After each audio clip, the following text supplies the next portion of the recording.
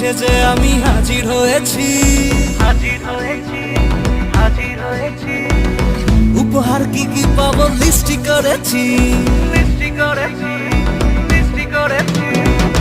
জামাই সেজে আমি হাজির হয়েছি, উপহার কি কি পাবো লিস্টি করেছি।